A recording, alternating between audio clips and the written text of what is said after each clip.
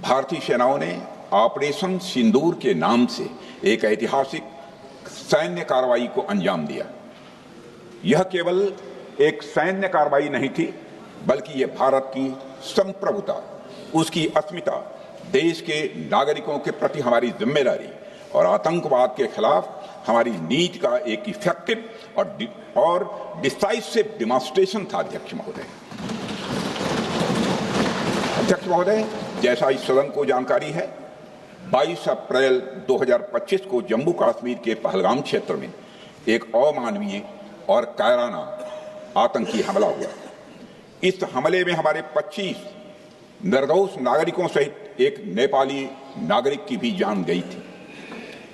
उन निर्दोष लोगों की जान उनका धर्म पूछ कर लिया गया।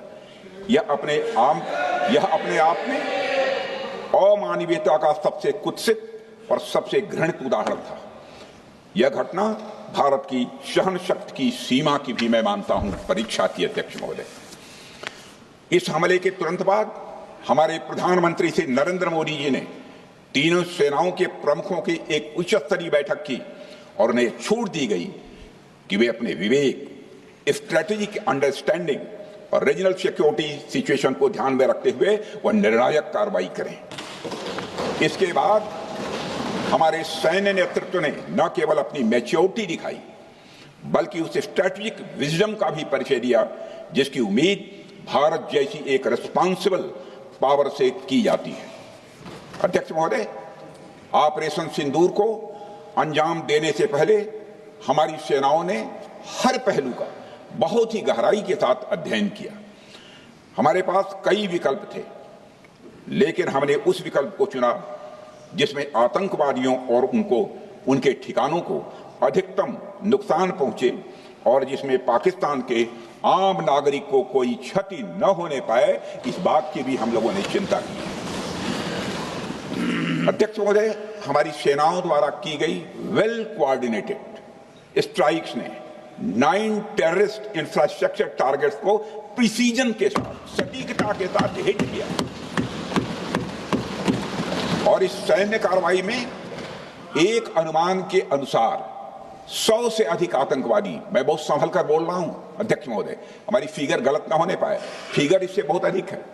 100 से अधिक आतंकवादी, उनके ट्रेनर, उनके प्रशिक्षक, उनके हैंडलर लश्कर-ए तोयबा और हिजबुल मुजाहिदीन जैसे आतंकवादी संगठनों से संबंधित थे। ये वही आतंकी संगठन हैं जिन्होंने पाकिस्तान की सेना और ISI का जिन्हें खुला समर्थन प्राप्त है। अध्यक्ष महोदय, 7 मई 2025 को रात्रि 1:05 भारतीय सशस्त्र बलों ने ऑपरेशन सिंदूर प्रारंभ किया,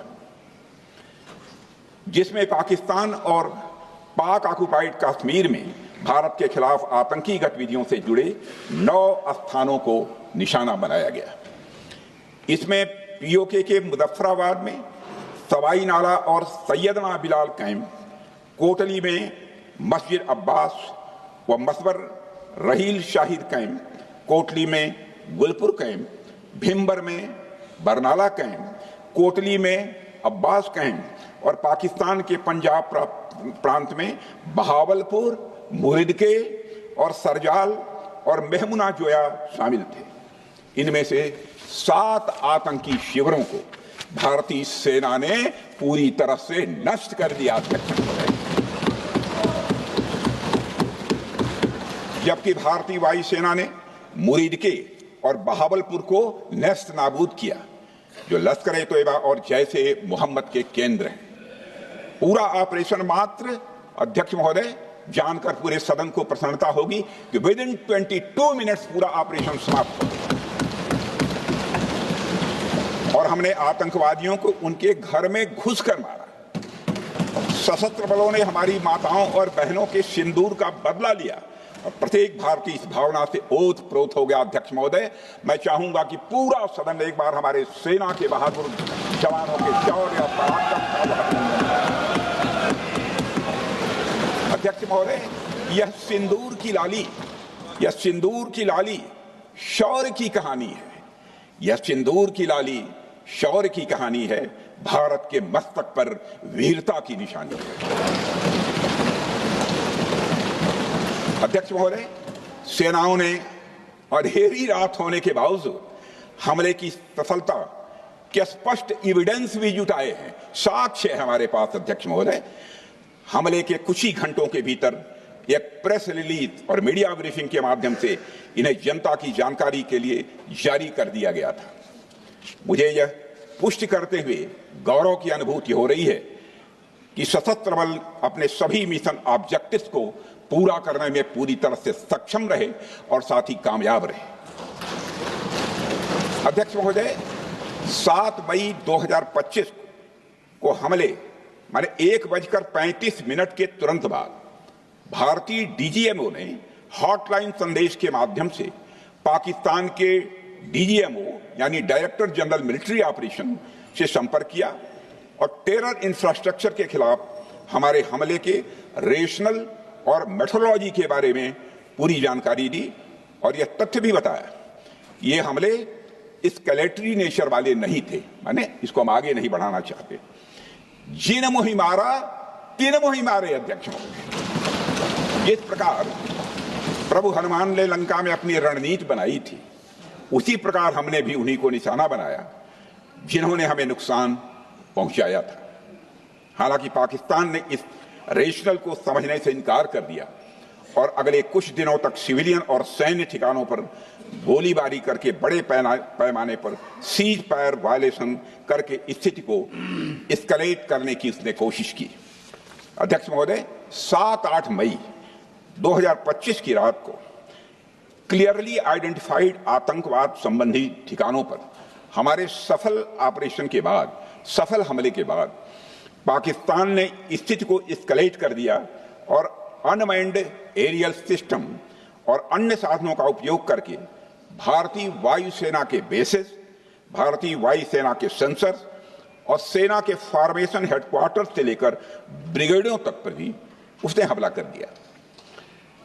हालांकि हमारी इंटीग्रेटेड एयर डिफेंस ग्रिड और काउंटर यूएस ग्रिड ने इन हमलों को सफलतापूर्वक विफल कर दिया। अध्यक्ष महोदय, यस-400 यमारसैन आकाश मिसाइल सिस्टम और एयर डिफेंस गन्स बहुत प्रभावी साबित हुई हैं। अध्यक्ष महोदय, इस एस्केलेशन पर हमारा जवाबी हमला स्विफ्ट,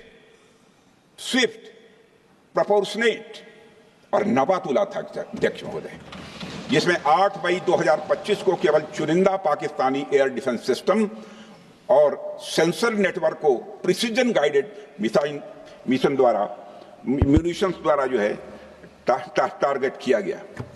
अध्यक्ष महोदय, हमारी कार्रवाई पूरी तरह से सेल्फ डिफेंस में थी, न तो वह प्रोवोकेटिव थी और न तो एक्सपेंशनिस्ट थी। पाक द्वारा ये हमले 7 मई 25 से लगातार चले और 10 मई 2025 को रात लगभग 1:30 पर पाकिस्तान ने बड़े पैमाने पर भारत के ऊपर मिसाइल, ड्रोन, रॉकेट और अन्य लॉन्ग रेंज वेपन्स का इस्तेमाल किया।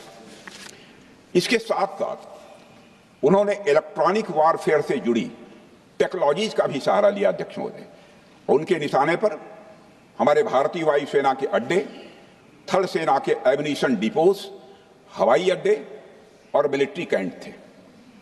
अध्यक्ष महोदय, यह कहते हुए मुझे गौरव की अनुभूति हो रही है कि हमारे air defence system, counter drone system और इलेक्ट्रॉनिक इक्विपमेंट्स ने पाकिस्तान के इस हमले को पूरी तरह से नाकाम कर दिया।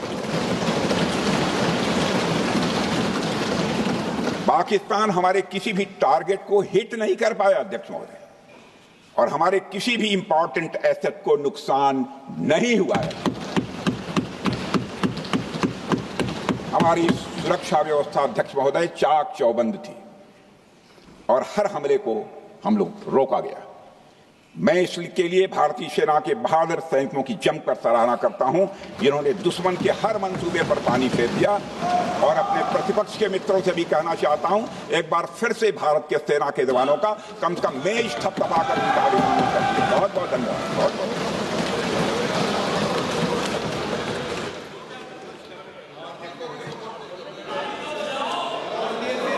पाकिस्तान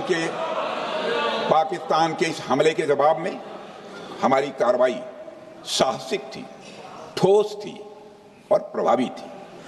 भारतीय वायुसेना ने वेस्टर्न फ्रंट पर पाकिस्तान के हवाई अड्डों, command and control systems, military infrastructures और एयर डिफेंस सिस्टम को निशाना बनाया और इस मिशन को हमारी सेनाओं ने सफलतापूर्वक अंजाम देने में कामयाबी हासिल की। अध्यक्ष महोदय, हमारी सेनाओं ने चकलाला, सरगोधा, रफीकी, रहीम यार खान, जैकबाबाद, सुक्कुर और भोलारी जैसे बड़े एयरबेस पर प्रहार किया और पूरी दुनिया ने भारतीय वायुसेना के शौर्य और पराक्रम की तस्वीर देखी।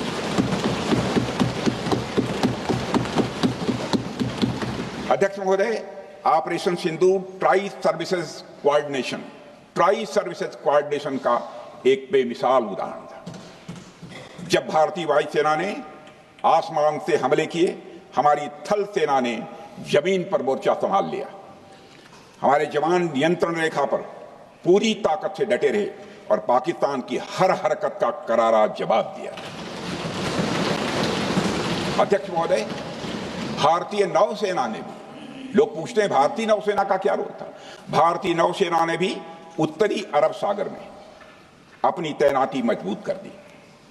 भारतीय नौसैनिकों ने पाकिस्तान को यह साफ संदेश दिया कि हम समुद्र से लेकर जमीन तक पाकिस्तान के हर महत्वपूर्ण ठिकानों पर प्रहार करने में न केवल सक्षम हैं बल्कि हम तैयार हैं।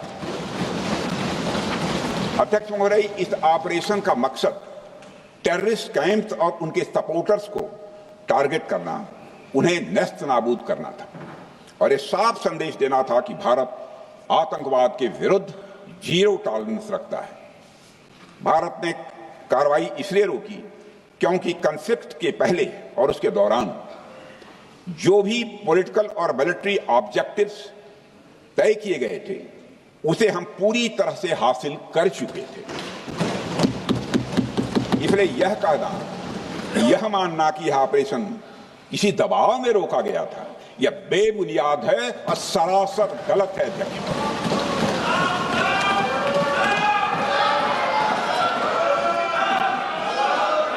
मैं सदन को फिर से आश्वस्त करना चाहता हूं, अपने राजनीतिक जीवन में अध्यक्ष महोदय, मैं आपके माध्यम से सदन को आश्वस्त करना चाहता हूं, अपने राजनीतिक जीवन में जानबूझकर कभी भी असत्य न बोलूं, इसकी भरपूर कोशिश की है मैंने, चाहे सदन हो अथवा सदन के बाहर। अध्यक्ष महोदय, मैं आपके माध्यम से सदन को यह भी अवगत कराना चाहता हूं,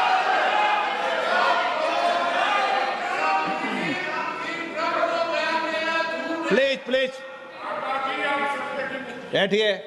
आप क्यों खड़े? अध्यक्ष महोदय, मैं आपके माध्यम से सदन को यह भी अवगत कराना चाहूंगा कि सीमा पार करना या वहां की टेरिटरी कैप्चर करना इस ऑपरेशन का उद्देश्य नहीं था। ऑपरेशन सिंदूर प्रारंभ करने का मकसद था अध्यक्ष महोदय, उन टेरर नर्सरीज को खत्म कर देना जिन्हें पाकिस्तान ने बरसों से पाला पोसा था। और यह ऑपरेशन उन मासूम परिवारों को न्याय दिलाने के लिए लॉन्च किया गया था जिन्होंने पाक स्पॉन्सर्ड टेररिस्ट अटैक्स में अपने प्रियजनों को खोया था।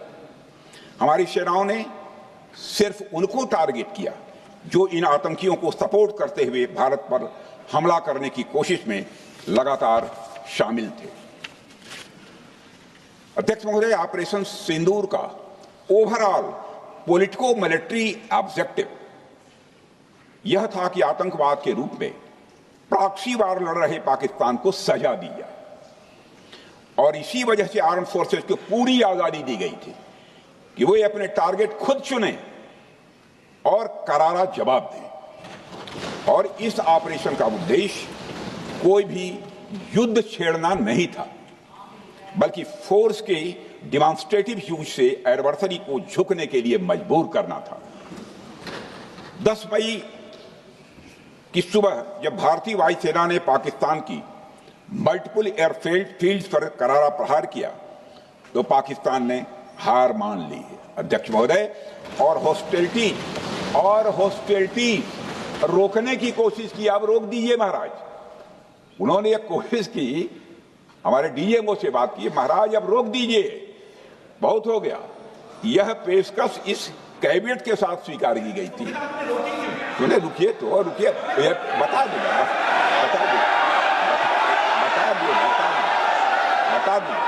अब बैठ तो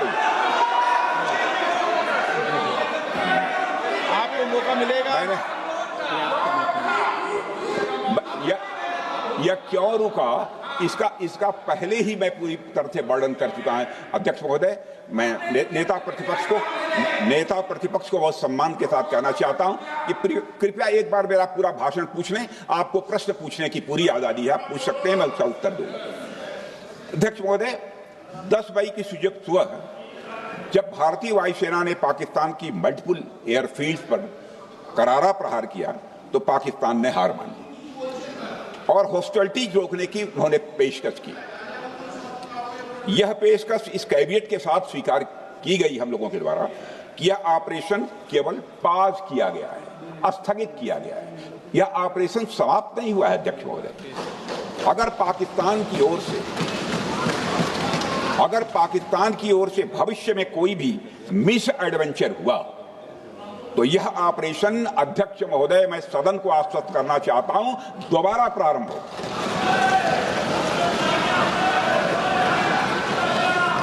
अध्यक्ष महोदय, भारतीय वायुसेना के जबरदस्त हमलों, नियंत्रण रेखा पर थल सेना की मजबूत जवाबी कार्रवाई और नौसेना के हमलों के डर ने पाकिस्तान को झुकने के लिए मजबूर कर दिया अध्यक्ष महोदय। और पाकिस्तान की हार उनकी एक सामान्य विफलता नहीं थी, बल्कि यह उसके सैन्य बल और मनोबल या दोनों की एक हार थी। 10 मई को पाकिस्तान के डीजीएमओ ने भारत के डीजीएमओ से संपर्क किया और सैन्य कार्रवाइयों को रोकने की अपील की। मैं सदन में यह बात फिर से दोहराना चाहूंगा कि पाकिस्तान के डीजीएमओ ने भारत के डीजीएमओ से संपर्क किया और सैन्य कार्रवाइयों को रोकने की अपील की। 12 मई को दोनों देशों के डीजीएमओ के बीच औपचारिक संवाद हुआ और दोनों पक्षों ने सैन्य कार्रवाइयों पर विराम लगाने का निर्णय लिया। अध्यक्ष महोदय, हमारे सैनिकों का जो मनोबल, मातृभूमि की रक्षा करने का जो उनका समर्पण है, ऑपरेशन सिंदूर के दौरान उसका दर्शन 140 करोड़ से अधिक भारतवासियों ने देखा। मुझे खुद भी और प्रधानमंत्री जी को सीमावर्ती क्षेत्रों में जाकर हमारे जवानों से मुलाकात का अवसर मिला है। अध्यक्ष महोदय, श्रीनगर के मिलिट्री बेस पर, भुज के एयरबेस पर, उधमपुर के कमांड सेंटर पर, हर जगह प्रत्यक्ष मैंने अपनी आंखों से देखा कि हमारे सैनिकों का मनोबल अपनी पूरी बुलंदी पर था। उनकी आंखों में विश्वास है और उनका संकल्प अडिग है। वे न केवल भारत की सीमाओं की रक्षा कर रहे हैं, बल्कि हमारे राष्ट्रीय स्वाभिमान की भी अध्यक्ष महोदय रक्षा कर रहे हैं। अध्यक्ष महोदय, किसी भी देश में जनता सत्ता पक्ष को और विपक्ष को अलग अलग दायित्व सौंपती है, दोनों को अलग अलग दायित्व, और हेल्दी डेमोक्रेसी में तो स्वाभाविक है। सत्ता पक्ष का काम होता है जनता के हितों को ध्यान में रखते हुए कार्य करना और विपक्ष का काम होता है सरकार से जनता के मुद्दों से संबंधित जरूरी प्रश्न पूछना। ऑपरेशन सिंदूर क्यों शुरू किया गया, इसकी जानकारी पहले भी दी गई है और आज भी मैंने सदन को दी है। अध्यक्ष महोदय, कभी कभी हमारे प्रतिपक्ष के लोग ये पूछते रहे हैं कि हमारे कितने विमान गिरे। मुझे लगता है उनका यह प्रश्न हमारी राष्ट्रीय जनभावनाओं का सही से प्रतिनिधित्व नहीं कर रहा है। मुझे लगता है उन्होंने एक बार भी हमसे यह नहीं पूछा कि हमारी सेनाओं ने दुश्मन के कितने विमान मारे गिराए।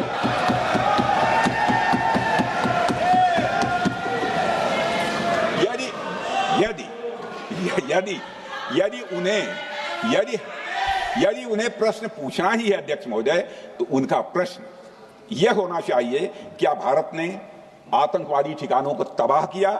तो उसका उत्तर है हाँ।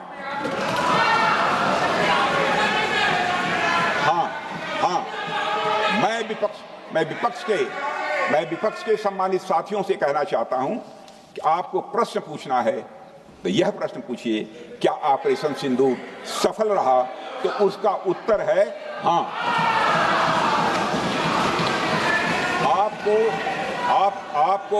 आपको प्रश्न पूछना है तो यह प्रश्न पूछिए कि जिन आतंकियों ने हमारी बहनों, हमारी बेटियों का सिंदूर मिटाया, क्या हमारी सेनाओं ने ऑपरेशन सिंदूर में उन आतंकियों के आकाओं को मिटाया? तो इसका उत्तर है हाँ। और आपको प्रश्न पूछना है तो यह पूछिए कि इस ऑपरेशन में क्या हमारे जाबाज सैनिकों को कोई क्षति हुई है? तो उसका उत्तर है नहीं। अध्यक्ष महोदय, लक्ष्य जब बड़े हो तो अपेक्षाकृत छोटे मुद्दों पर हमारा ध्यान नहीं जाना चाहिए।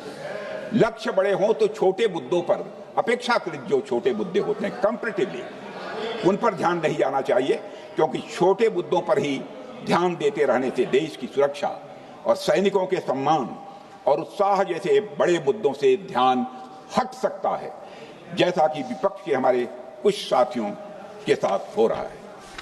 अब चूंकि विपक्ष के मित्र ऑपरेशन सिंदूर को लेकर उचित प्रश्न नहीं पूछ पा रहे हैं, तो उन्हें मैं क्या बताऊं अध्यक्ष महोदय। मैं लगभग 4 डिकेड से अधिक समय से राजनीति में, सत्ता पक्ष हो या विपक्ष हो, अपनी पार्टी हो या दूसरी पार्टी हो, कभी भी किसी के साथ दलगत राजनीति को मैंने शत्रुतापूर्ण तरीके से जिंदगी में नहीं देखा है मैंने अध्यक्ष महोदय। इसलिए आज अगर विपक्ष प्रश्न पूछने में असफल है, मैं विपक्ष को उनके इस काम में थोड़ी सी मदद करना चाहता हूं। अध्यक्ष महोदय, मैं विपक्ष के अपने सम्मानित साथियों से कहना चाहता हूं कि यदि आज हम लोग सत्ता पक्ष में हैं तो ऐसा नहीं है कि हम हमेशा सत्ता पक्ष में ही रहेंगे। यह आवश्यक नहीं है, किसी के लिए आवश्यक नहीं। एक लंबा समय हमने विपक्ष का काम किया है, एक लंबा समय हमने सरकारों से सवाल पूछने में लगाया है। जनता ने जब हमें विपक्ष में रहने का दायित्व सौंपा था तो हमने विपक्ष में रहकर विपक्ष की भूमिका को बड़े ही सकारात्मक तरीके से निभाया भी। अध्यक्ष महोदय, विपक्ष में रहकर हमने कैसे प्रश्न पूछे, इसके कुछ उदाहरण मैं यहां रखना चाहता हूं। 1962 में अध्यक्ष महोदय, चीन के साथ हुए युद्ध में जब दुखद परिणाम आया तो हमने उस समय की सरकार से यह पूछे थे, लेकिन वह प्रश्न यह था कि हमारे देश की धरती पर दूसरे देश का कब्जा कैसे हुआ। हमने यह प्रश्न पूछा था कि हमारी सेना और हमारी जनता अपमानित क्यों हुई। हमने यह प्रश्न पूछा था कि बड़ी संख्या में हमारे सैनिक हताहत कैसे हुए। हमने यह प्रश्न नहीं पूछा कि हमारे टैंक, हमारी मशीनें, हमारी बंदूकें क्यों ध्वस्त हो गई। यह प्रश्न हम लोगों ने नहीं पूछा। मशीनों और तोपों की चिंता न करके अध्यक्ष महोदय, हमने देश की टेरिटरी की चिंता की, हमने देश के सैनिकों की। इसी तरह 71 के युद्ध में, 71 के युद्ध में जब हमने पाकिस्तान को सबक सिखाया, मैं उस समय की सरकार को मैं बधाई देना चाहता हूं। हमने अपने राजनीतिक और सैन्य नेतृत्व की प्रशंसा की। हमने ये नहीं देखा कि किस दल की सरकार है, किस विचारधारा की सरकार है, इसकी चिंता नहीं की कभी। हमारे नेता अटल बिहारी वाजपेयी ने संसद में खड़े होकर उस समय के नेतृत्व की प्रशंसा की थी। हमने इस बात की खुशी जाहिर कि हमने अपने शत्रु को सबक सिखाया। हमने उस दौरान यह प्रश्न नहीं पूछा कि सबक सिखाने के दौरान में भारत के कितने प्लेन्स गिरे, भारत के कितने इक्विपमेंट्स बर्बाद हुए। यह प्रश्न अध्यक्ष महोदय उस समय भी हम लोगों ने नहीं पूछा। अध्यक्ष महोदय, यदि मैं इसे और भी प्रैक्टिकल तरीके से समझाऊं तो किसी भी परीक्षा के परिणाम में रिजल्ट मैटर करता है। यदि किसी परीक्षा में कोई बच्चा अच्छे मार्क्स लेकर आ रहा है तो हमारे लिए उसके मार्क्स मैटर करने चाहिए। हमें इस बात का ध्यान नहीं रखना चाहिए कि एग्जाम के दौरान उसकी पेंसिल टूट गई थी या उसकी पेन खो गई।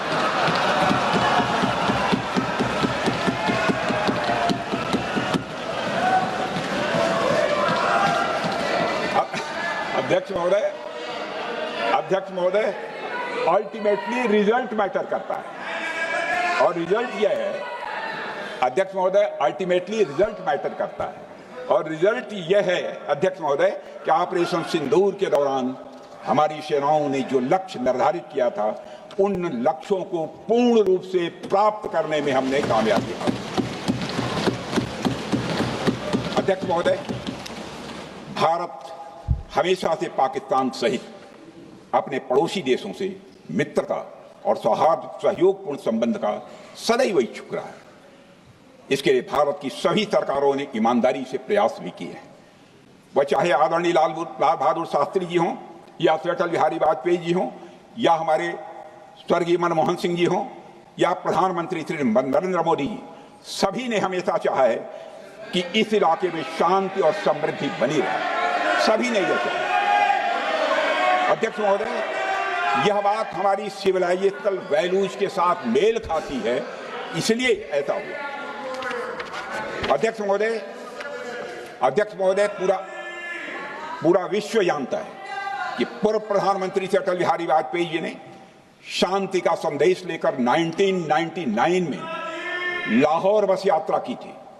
वह सिर्फ एक यात्रा नहीं थी, वह यात्रा भारत की संस्कृति और शांति की प्रतीक थी। यह हमारे भारत की प्रकृति थी।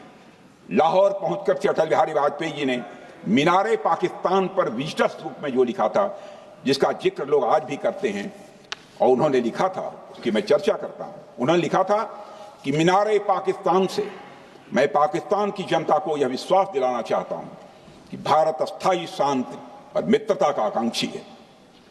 मैंने पहले भी कहा है और फिर भी कहता हूं, एक स्थिर और समृद्ध पाकिस्तान भारत के हित में है, इसमें कोई संदेह नहीं होना चाहिए। अध्यक्ष महोदय, यह हमारी सोच थी, यह हमारी शांति की पहल थी। यह पहल हमारी हजारों साल पुरानी सांस्कृतिक चेतना, हमारी नैतिक शक्ति और हमारी सभ्यता के उन मूल्यों से निकली थी जो शांति को शक्ति मानती है। अध्यक्ष महोदय, लेकिन हमारे शांति के प्रयास को हमारी नाइविटी, उदारता या सरलता समझ लिया गया। जब हम शांति के लिए कदम बढ़ा रहे थे, उसी वक्त पाकिस्तान कारगिल में घुसपैठ की साजिश रच रहा था। हम दोस्ती के राह पर थे तो वो षड्यंत्र की राह पर था। जब हम मामला खुलकर सामने आया तो हमारे वीर सैनिकों ने इस घुसपैठ के खिलाफ कार्रवाई करना प्रारंभ किया, और जब भारत की जीत सामने दिखाई दे रही थी तो पाकिस्तान ने परमाणु युद्ध की धमकी दे डाली। अध्यक्ष महोदय, तब हमारे प्रधानमंत्री, तत्कालीन प्रधानमंत्री आदरणीय अटल बिहारी वाजपेयी जी ने कहा था, पाक सेना के परमाणु हमले से भारत का तो कुछ नहीं बिगड़ेगा, लेकिन पाकिस्तान दूसरे दिन का सूरज नहीं देख पाएगा।